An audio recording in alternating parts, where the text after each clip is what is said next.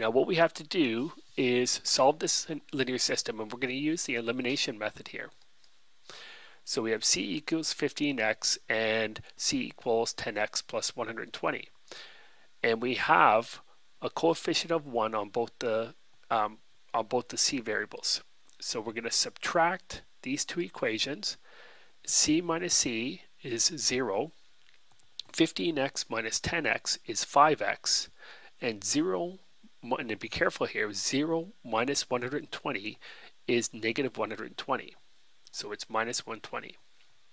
And so watch your signs there.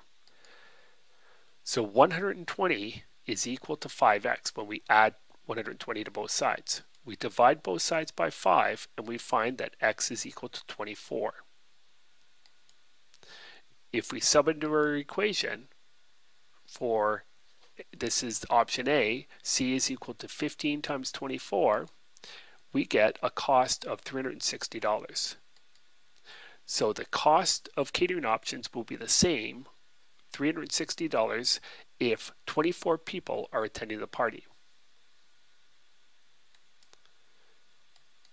So which option is cheaper for 20 people? Option A is c, the equation is c equals 15 times x.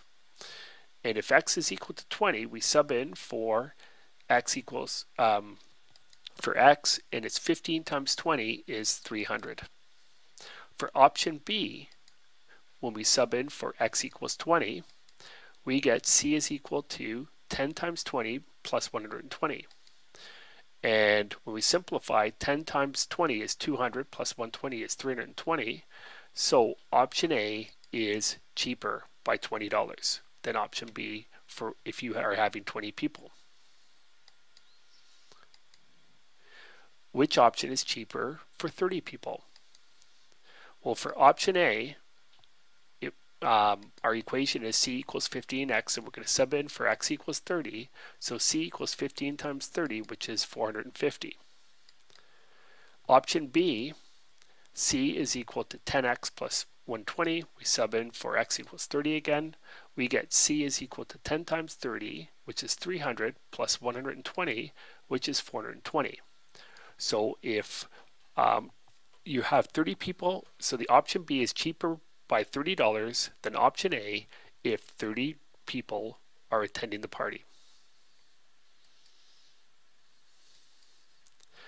The guest list for your grandparents includes between 24 to 30 people. Which option would you recommend to keep costs down? Now, for 24 guests, both options cost the same, but we calculated that for 30 guests, option B is cheaper. Therefore, the option B is the one that will cost less because we know that at best we're going to pay the same, because remember 24 was when the costs were identical.